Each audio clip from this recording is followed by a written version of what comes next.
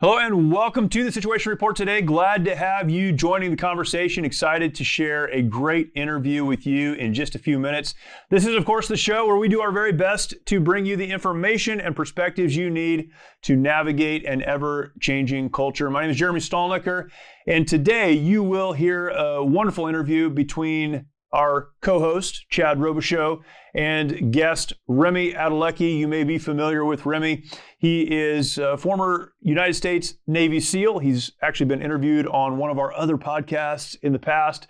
But Navy SEAL, served in the United States military, of course, transitioned into a film star. We're going to talk about him, the work that he is currently doing, documentary that he has been involved in, and so many other great things that he's doing right now. And looking forward to that. We talk about this being the show where we provide you information and perspectives to navigate culture. So much of culture is formed by film, formed by media, and people like Remi are out there doing their best to transform culture through good content and good media, and looking forward to sharing that content with you. Before we jump into that, though, I would imagine if you've been to the grocery store recently, you've noticed that things are more expensive. Gas is more expensive. It doesn't matter where you live in this country, things are more expensive. The economy, our economic future is uncertain. And we have to ask ourselves the question, what is it that we can do to protect our financial future for our families, for our children? What can we do personally?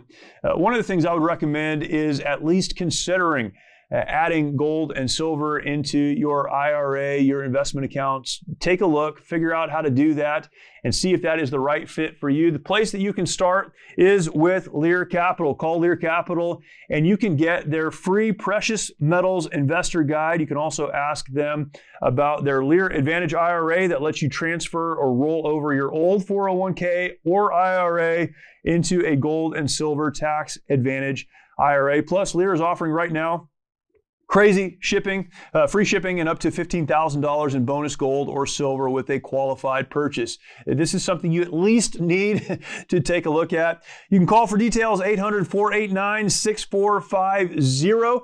Lear Capital is the most rated precious metals company on Consumer Affairs with a near perfect rating on Trustpilot. Call them at 800-489-6450. That is 800-489-6450. Calling that number, you will get your free kit, and there you will learn how gold has performed during periods of inflation, government debt, interest rate hikes, economic crashes, even wars, and how in all of those gold has been the financial bedrock asset in portfolios.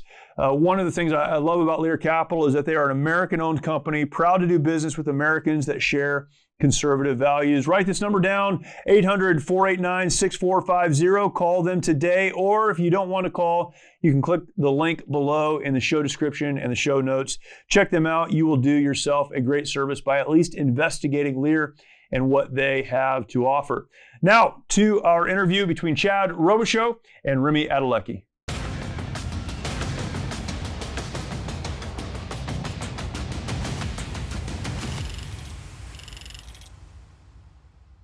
All right, guys, welcome to the Situation Report. We'll give you the information you need to navigate an ever-changing world. And today, we have a really awesome guest, my friend, Remi Adeleke, former Navy SEAL, and an incredible story of his journey from the throne of Africa to the streets of the Bronx, defying all odds. He wrote an incredible book called Transformed, and it's right in the title, how he transformed his life, from growing up in Africa, went through tons of hardship and transformation to be transformed into not only a Navy SEAL, but one of Hollywood's up-and-coming brightest stars. I could go a long list. As a Navy SEAL, he's served our country honorably around the world. And then getting out of the SEAL teams, using his military experience to go and begin going to Hollywood and really consult and advise in Hollywood films, working with Michael Bay. He starred in Transformers last night, where he got to use the SEAL team skills and had a jump scene in the movie, which I thought was pretty incredible, being a fellow jumper. And he was an ambulance with Michael Bay, the plane. Recently, if you've seen the amazing hit series on Netflix, Terminal List, he was in Terminal List with a fellow Navy SEAL, Jack Carr, who did an incredible job writing that book, and it partnered Chris Pratt to put that together. Amazon, yeah. Oh my gosh, Amazon. Yeah. And Netflix, Six Underground, which was awesome. And there's so many great things in here. Here Comes the Flood, Downrange, Who Dares Wins is your thing in the UK coming out. And then most importantly, the current thing is The Unexpected, which we're going to talk a lot about that. 32-minute short film. And when we wrap up, I want to make sure you know how to go see it today. Slave Stealers, the Chameleon is one of the things you just recently wrote. And I read the last shall be first. When you sent that, when you were developing that about the African American Special Forces guys, which, man, I'm super pumped about that. So so many things, but I think I gotta say the most important thing that I think I could attribute you to is that of all these things you accomplished, you made it to the bathroom stall of Spaceland Skydive Houston, and when I go to the bathroom when I'm skydiving, your smiling face is right there. Looking at me. Yeah, man. I'm all over the place. I'm watching you at all times. Hey, you forgot man, to I throw know it's in a long there, introduction, man, but you forgot to throw in the most important qual, man. I was a corpsman, man. I was a doc with the Marines, brother. Come on, how could you be a Marine and not bring that up? That's true. Yeah, before you kind of went backwards. Like you were a Navy medic, a corpsman with the Marines, and then you went backwards and went to become a SEAL medic. So I didn't want to embarrass you with that as why.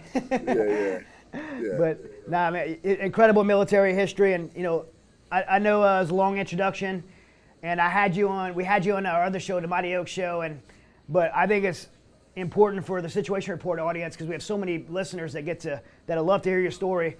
I'd like to really just have you tell us kind of where you came from, this just amazing journey of being transformed from the Horn of Africa to going to the Bronx, being a kid in the Bronx, to end up becoming a Navy SEAL, and now one of Hollywood's new directors and stars. No, thank you. I appreciate it. And thank you for having me on the platform and being able to share with your audience.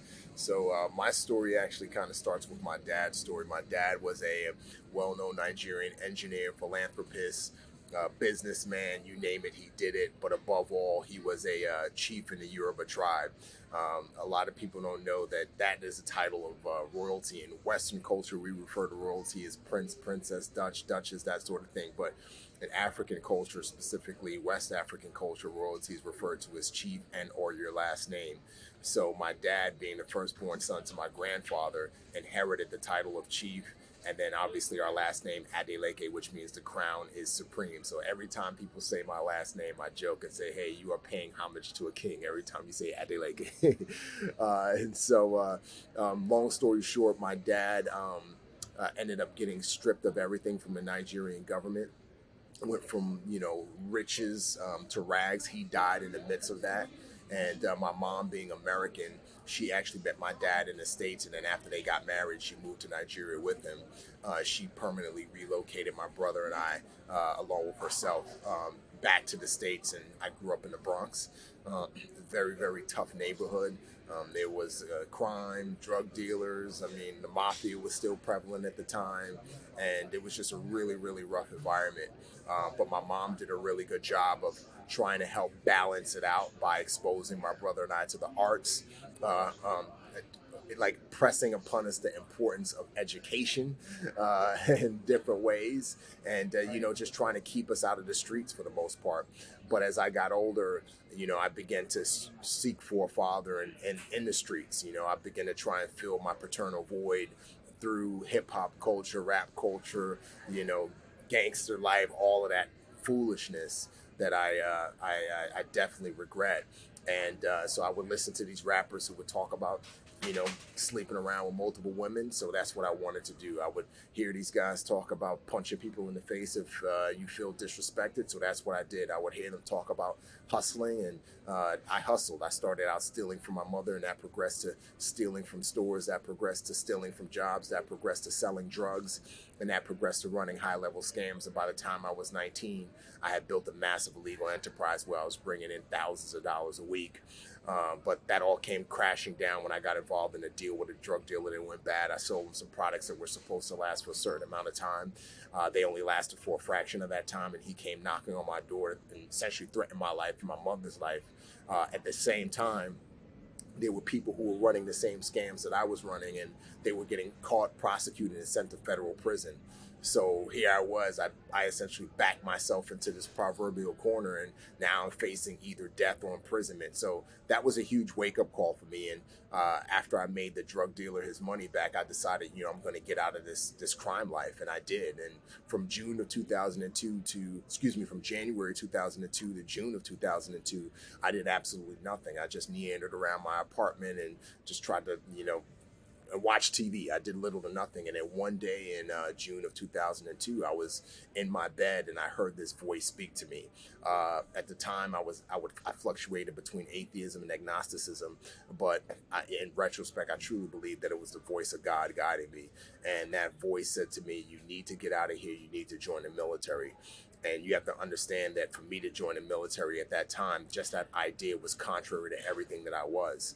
I, hated the police, and I associated anybody in a uniform as the police, whether you were EMT, firefighter, Navy, Marine Corps, Army, whatever. So I hated the police. I liked my clothes baggy and my hats backwards. I was allergic to order and structure. It was just everything about the military was just contrary to who I was. But after I looked around the room that I grew up in and just, looked at how my life had amounted to nothing, 19 years, I decided, what else do I have? I have nothing else to show for. And so I ended up going to the Marine Corps recruiter's office first. I sat there for 15 minutes. There was a cup of coffee on the desk, but he must have been lollygagging because he didn't come back to the office. He was probably hanging out. You know how Marines are. They try to skate. He was skating somewhere. He was out chasing women somewhere, I'm sure. Yeah. I agree. Recruiters, man. It's probably a Hooters on Fordham Road in the Bronx. And so I left the. Yeah, I left the Marine recruiter's office, and I went 2 doors down into the Navy recruiter's office, and I was met by this very beautiful Navy recruiter named Tiana Reyes.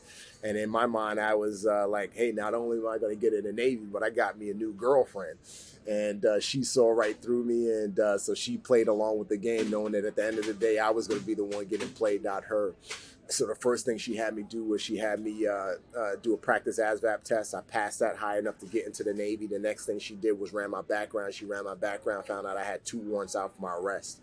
I had a warrant in New York and a warrant in New Jersey. I got up, got ready to run out of the office, and then she screamed at me and said, "Stop." And I said, "What?" She said, "Don't go out there because there's nothing out there for you." And I said, "Well, what do you want me to do? Stay here so you could come and arrest me?" And she said, "No, I want you to come back tomorrow." I said, "Come back tomorrow?" She said, "Yeah, do you have a suit?" I said, "No." She said, "Do you have a nice shirt and some nice pants?" I said, "I'm sure I can find something." Why? And she snapped at me and said, "Just come back tomorrow, okay?" And something within me told me that whatever it is that she was going to do for me the next day, it wasn't going to be revolve around me being thrown in jail. She was going to actually do something nice for me, and she did. The next day I came back. She was in her dress uniform with her medals on, and she took me to both judges. She took me to the judge in New York and the judge in New Jersey, and essentially advocate on my behalf. She said, "Hey, this kid's made mistakes, but he has potential. He's trying to join the military after act of war. 9/11 had just taken place 9 months earlier, and but he can't join the military with a record." So both judges unanimously expunged my record, which was a miracle. And then she went a step further and fudged the paperwork to sneak me in the Navy. And I'll never forget that because she died 2 years later after she did what she did for me. She died of a very rare autoimmune disease. And but that one decision, that risk that she took on me changed the trajectory of my life. So yeah, I got into the Navy, and then I really got serious about being a SEAL, but I couldn't swim. I didn't have the academic scores, and I was skinny, but I just put in the work. And within a year of checking in my first command, I was checking out and qualified to go to BUD/S, went to BUD/S, made it to through Hell Week, made it to die phase, got kicked out of BUD/S. Then I regressed even further by getting stationed with the Marines and the infantry. Just messing with you. And I spent about a year with the Marines, 1st Marine Division, Battalion 1-4. Did a deployment with them. And then after I got back, I got a chance to go back to BUD/S. Went back to BUD/S, made it through BUD/S. Had a great career in the SEAL teams. I did a little bit of what you did as it relates to human. And I was able to kick down doors and just had a great career. I spent 8 years of my Navy career in the teams of my 13 years in the Navy. And then in July of in January of 2016 is when I decided to get out. So that's a quick snapshot of how my journey from Africa to the Bronx to the Navy and then out. Well, I mean, I love every time I hear your story, hearing about your mom, because you know, so many kids in our country grow up without, you know, good parents. I grew up in Louisiana, you grew up in the Bronx, and you know, both of us didn't have that father figure for different reasons in our life, but we had people that invested in us and cared about us. For you, as your mom; for me, as my grandmother. And you know, hey, look where we both are. You know, there was a lot of paths we could have took that could have led us down the wrong road, but you know, even though we made bad decisions in our lives, like the fundamental attributes that our mom and my grandmother gave us is what led us to where we are. And I want to ask, what was your introduction? I want to get into movie stuff, but I want to know, like, from a Christian perspective, what was your introduction to Christ? You said you felt God calling you to go in the military, and then there has been a transition there to where you actually, was it during the SEAL teams, or during your time in the military? Yeah, it was during the SEAL teams. So, you know, as I said, I had fluctuated between atheism and agnosticism most of my life. I hated church, hated religion. And then one day I met this girl who I fell head over heels in love with. And one thing that she would do is she would go to church every Sunday. And I wanted to do anything I could to get close to her and stay close to her. So I would go to church with her. And but I still didn't believe. I remember being in the church service, Cornerstone Church, actually, in San Diego, and just watching the pastor preach and mocking him, mocking people as they raise their hands in worship, and just making fun of everything, you know. And fast forward, about a year later, our relationship got a lot deeper, and I did absolutely everything bad to her. Man, I cheated on her. I emotionally abused her, never physically abused her, but I emotionally abused her, and I just dogged her out. And I ended up pulling her away from the church, as a matter of fact. And she stopped going to church because of me. And then one day I went to static line jump school, and on my second jump I broke my ankle, and I couldn't walk for 4 months. And in those 4 months, this woman showed me the love of God, despite me treating her like I was a devil. And you know, she would come and clean my house and bring me food. She even left her Yorkie with me to watch me and keep me company while I was sitting on the couch all day, because I was in a cast and couldn't walk. And as soon as I was able to walk, I left her. And I'll never forget, she put her back against the wall and slid down my wall. And she said, "I can't believe you're doing this to me. I've given up so much for you." And I told her, "I don't care, get out of my apartment." And she left. About a month later, in June of 2008, I felt this call again, just like I felt this call to join the military. I felt this presence, and I truly believe that it was God telling me to take her back. And there's a lot more to the story. It's all in my book, but I decided to take her back. And then 2 months later, I went to cold weather survival training in Alaska.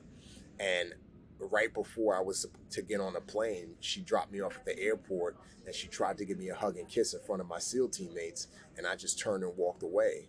And there was a SEAL by the name of Todd, and I won't say his last name, but strong Christian guy. He stopped me. He said, "Dude, you need to stop acting like that. You need to stop treating that woman like that. Like, you know, you gotta do right." And I was like, "Man, shut up. I don't care," because I was trying to be a tough guy.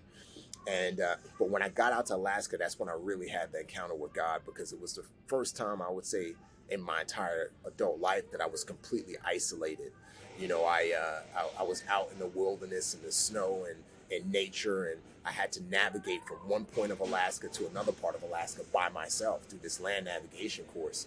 And as I was doing this course, it was as though somebody was holding up a mirror and showing me what I had become. As I was walking through this beautiful, serene, ultra quiet piece of nature in Alaska, I felt like, you know, God was holding up a mirror to me and showing me what I had become. And I didn't like what I saw. I couldn't believe what I saw. I couldn't believe that I treated this girl this way. I couldn't believe that I treated my mother and my brother a specific way. I couldn't believe the man I had become. And I decided that when I get back from Alaska, I'm going to change. I'm going to become a different man. I don't know what I'm going to do, but I'm going to change. And I'm going to marry this girl. Well, unbeknownst to me, she goes to a party while I'm in Alaska, and she runs into this woman who's married to a SEAL.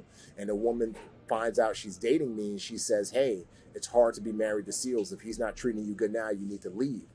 And out of the years of us being together, that one conversation gave her the spark to leave me. But I didn't know this was going on. So fast forward, after I get out of my land navigation course and go back to the barracks in Alaska, I pick up the phone and I called her and I said, I don't want you to say anything. Just hear me out. I realize I've been a dirtbag. When I get back, I want to marry you. I'm going to change my life. Things are going to be completely different. And she was totally quiet on the phone. And I said, hey, what's wrong? Do you hear me? She said, I wanted to tell you when you got back home. I was like, tell me what? And the idea of her leaving me never crossed my mind, to the point where I thought that she had cancer or sick. I thought that she was trying to tell me that she had some crazy cancer. She was going to die, because that's how she sounded. And I said, tell me right now. And she said, I'm leaving you. And I was like, what? I was like, no. I know I've been bad. Like, hear me out. I need to change, and I want to change, and I want to marry you when I get back. And she was like, no, it's too late. You dogged me out. You treated me horribly, and I do not want to go through this. When I got off the phone, I felt like I was in the Twilight Zone. And then I really started hearing, I started getting attacked spiritually. And I started getting suicidal thoughts, and there was just a lot going on in my head. And I remember my brother had been a Christian for many years, and I used to make fun of him. And one thing he would always tell me is, Remi, when you hit rock bottom, just remember to cry out to Jesus. He said, when, not if, but when, just remember to cry out to Jesus. And I just remember being in Alaska and doing that. I didn't know how to pray or what to pray. I just started saying, Jesus, help me. Jesus, guide me. Give me the strength to help me get through this moment. And when I got back from Alaska, I called up my ex-girlfriend and I begged her, hey, to take me back. She said, I won't take you back. And then the words just came out of me. I said, okay, if you won't take me back, can you take me to church? And that same church that I mocked, about a year or two later, is the same church that she took me to. And that's where I gave my life to Christ. And then from there, everything changed. I gave her pornography. I gave her sex. I gave up my lane. I just was all in for Jesus. And yeah, that was in 2008. Yeah, your life's been a pretty upward trajectory since then. Following it, I mean, you've been able to do some pretty incredible things, especially in outside the military in Hollywood. And one thing I always talk about in Hollywood is, like, when military movies, like, they do something just cringe. You just cringe because, like, why would they do that? It just seems so unauthentic. And so I love seeing when guys who come from legit military backgrounds go into Hollywood and help make it right. Because I love movies and I love our background. I want it to be done right. And so you got to work with Michael Bay, in Transformers and Ambulance and other things. And I know you and Michael Bay are pretty close. And I was super privileged you got put me on the phone with him recently, but talk about another project. But but I think most recently, what's most popular right now is Terminal List on Amazon. I'll get it right this time. But what was it like, that experience working with Jack Carr, fellow Navy SEAL, doing Terminal List? No, it was great. It was great, man. Jack's a great dude. As a matter of fact, I did his podcast 2 weeks ago. He's going to help promo the short film as well and push that out. And so, he's a great dude. Chris Pratt was a super sweet guy, and it was definitely like a blessing of an experience to be able to work with, like-minded guys that, especially guys that I served with. There were a bunch of other SEALs who worked on the project as well, whether in a consulting capacity or as actors. So it was definitely a heck of a ride. Well, I mean, of all the things you get to do, right? I mean, acting, directing, writing, producing. What do you think? I mean, the trajectory for your future career. What do you like most? Is it all of the above? No, for me, it's storytelling. So, and in the form of writing, directing. We've talked many a times in the past about that, and I feel like everything that I've done in my life, whether it's writing a book, writing a screenplay, acting in a project, all of that has prepared me and was essentially my film school to prepare me to be a writer-director. And that's my passion. That's my goal. And that was one of the reasons why I made the film so that it could hopefully be a stepping stone for me to go further. And now that short film has got picked up, and now it's going to be a feature film. And Gerard Butler's production company signed on, and Alan Siegel, G-Base, and so we're full fledged into like getting, you know, pulling financing together and pulling the right team together. But that was the minute reason as to why I made the film. But is because that's my dream and goal, is to, you know, be a full fledged writer director for hopefully the rest of my life. Well, let's talk about that, because Unexpected Redemption is the 30-minute or so documentary, and I seen it. It's you gave me the. Well, I'll correct you. I'll correct you real quick. The Unexpected Redemption is the feature version. That's the feature film that went out in development. The Unexpected is the 32-minute short film. So it's not a documentary. It's actually a short film with acting and all short that. Film. Yeah. Okay. All right. Yep. That's. But you get so Unexpected the short. You gave me a chance to see it. Yeah. And man, it was incredible. I was blown away. My first thing was like, super proud of you, because it was like. Thank you. It captivated me right away, and it had some. You know, I won't spoil it, but you got, you know, because everyone has to go see it. It had some, for a brand new director. It had some things in it that were like kind of tech and new age that I hadn't seen before in a film, and I really liked it. It maybe it had like some like maybe Quentin Tarantino kind of touches to it, like and had like some of the stuff that they do. I forget who the filmmaker is, and they made like Snatch and all those movies, and Guy Ritchie. It had like some of the like some of that like special qualities to it that make it like stand out, and I really loved it. But more importantly, I mean, obviously the directing was awesome, because I'm raving about it here, but the storyline is incredible, and it tells a story that everyone needs to know about human trafficking. And I know, like, you know, we all get platforms in our life, and obviously I've been able to use my platform for veterans causes and ministry in that area.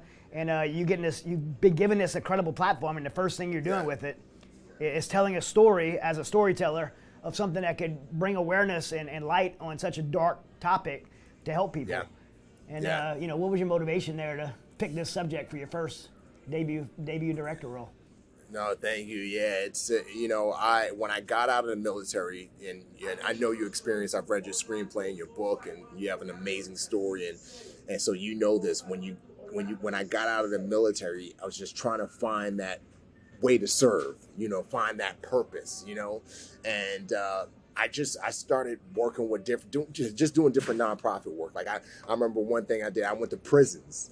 And I spoke in prisons, and men's prisons and female prisons, and I would just sit with the guys and share my story, and that was fulfilling. You know, that gave me back that sense of service. And then I would go to inner city schools and talk to juveniles, and then, you know, I kept on getting contacted by different organizations to do stuff with human trafficking. One of the first organizations that contacted me was one called Without Permission, which out of Sacramento. And this lady reached out to me, and she said, "Hey, I'd love for you to come up and help me out with what I'm trying to do as it relates to human trafficking." And then Lindsay, the founder of In-N-Out Burger, she reached out to me a few years after that for her nonprofit, Slave to Nothing, and I helped out with a celebrity bowling event to help raise money for her. We were there together. Trafficking.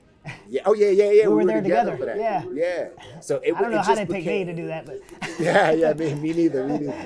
But it just like they had Mac from Fleetwood Mac, and like yeah. And then they had me and you. And so, you know, different people just kept on reaching out to me, you know, for this human trafficking. It just became a reoccurring theme. And then there was another human trafficking organization that reached out to me. I won't mention their name. And they employ former SEALs and former Marines and former SOF guys to go down into various countries and rescue kids trapped in human trafficking and sex trafficking, organ harvesting. And I remember going down to Dominican Republic and Haiti with them. And that was a eye-opening experience, and I'm getting to my inspiration behind making this film. We went to this one slum in Dominican Republic where the parents sell their daughters to sex traffickers in the north of DR, because in the north of DR you get a lot of Westerners who come to have sex with young underage girls. And so we were in this particular slum to educate the parents as to why, hey, you shouldn't do this. Like, here's what's happening to your little girls. And this one guy who was a liaison for us, he took me by the arm as we were walking through this slum, and he walked me into this chapel. And the chapel wasn't no bigger than like probably double the size of a stall in a bathroom, right? And at the end of the chapel was this baby in a coffin that was 6 months old. The baby was dead.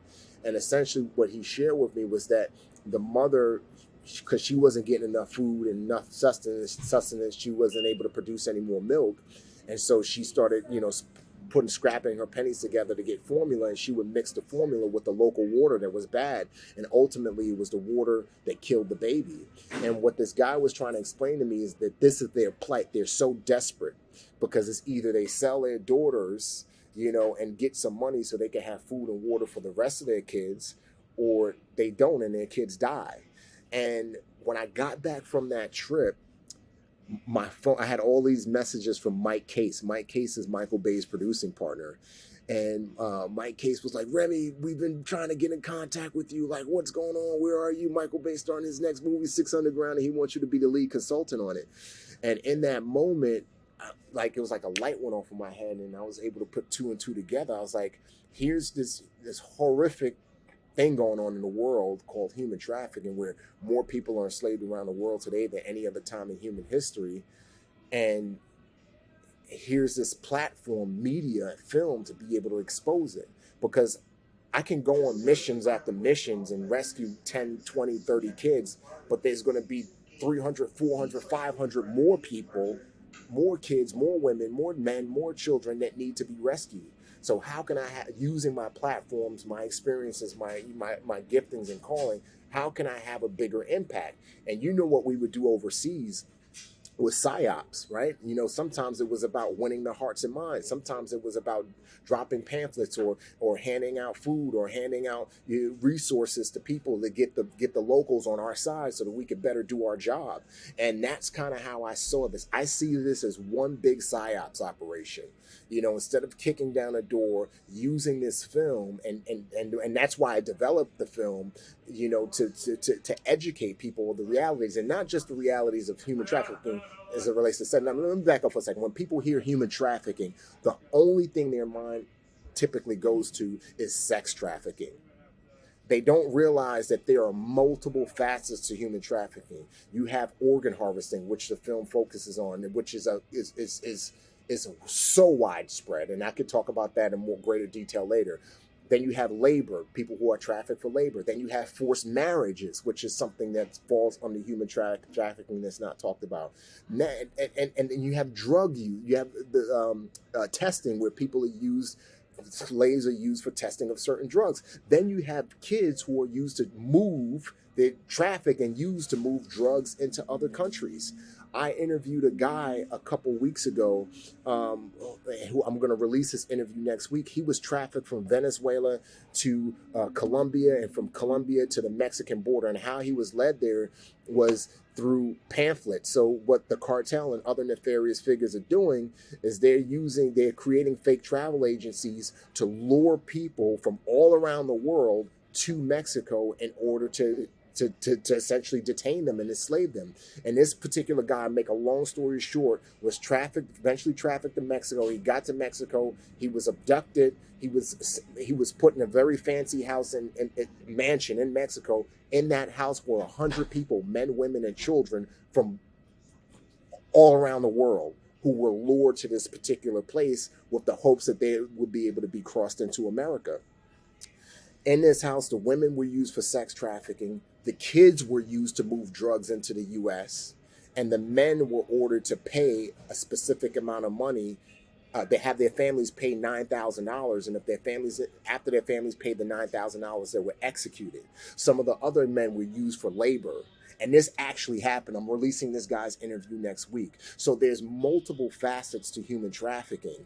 And organ harvesting is one big facet that is grossly overlooked. And that's why I decided to focus this film on organ harvesting, to show people that it's a big thing. And it's widespread. It's happening all over the world. And it's happening, and Americans are going into other places in order to do deals so they can get organ transplants. And these victims are people who have, who are from America, and most of them are from other parts of the world as well. So sorry, I know I rambled on for a long period of time. No, it's awesome. I mean, and you told it in such a creative way, an entertaining way. I mean, I was glued all 32 minutes. I was glued to it, and that's the short that you can watch now. We're gonna have directions on how to watch it in the commentary on the posting for this show, I mean, and obviously I'm not the only one who thought it was good because it got picked up. The feature script got picked up by Gerard Butler's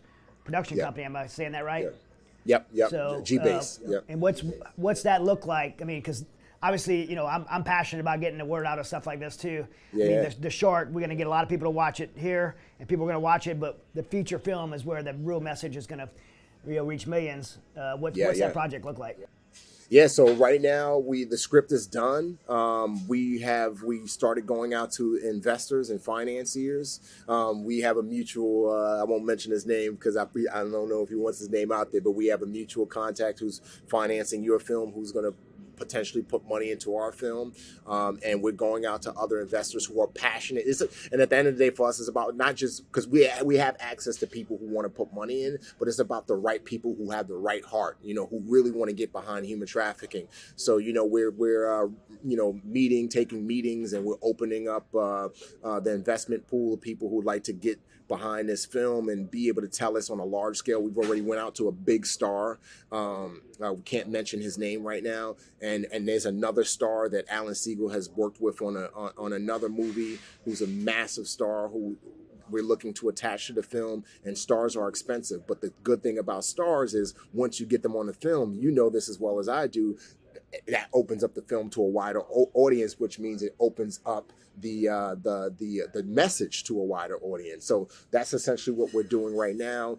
We just brought on a line producer, and we're about to hire a casting director. So it's exciting. It's an exciting period to now see how this idea that started from me going down to South America and witnessing this stuff firsthand transposed into a TV treatment, which I missed. I cut out that part of the story. Nobody wanted to do the TV treatment in Hollywood because to them it was too dark. So then it transposed into a short film, and now that short film has now turned into a big, action thriller.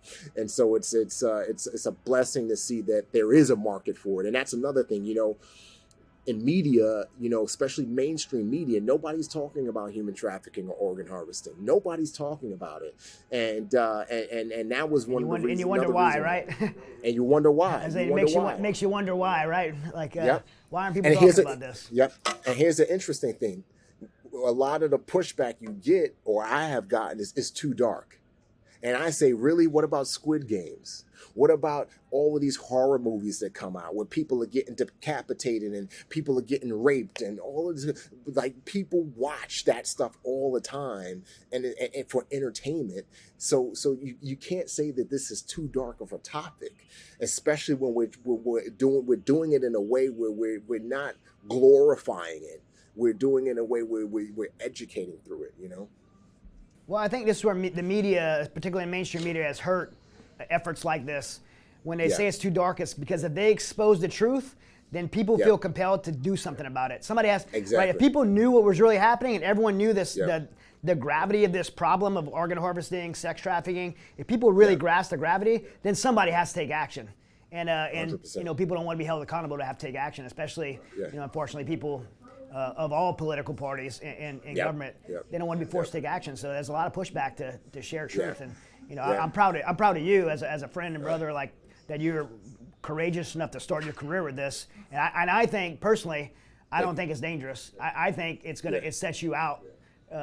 People that take that risk and step out, I think it puts you right in the trajectory of where you want to be. And so I don't think there's a risk in it. I think other people are just scared of it.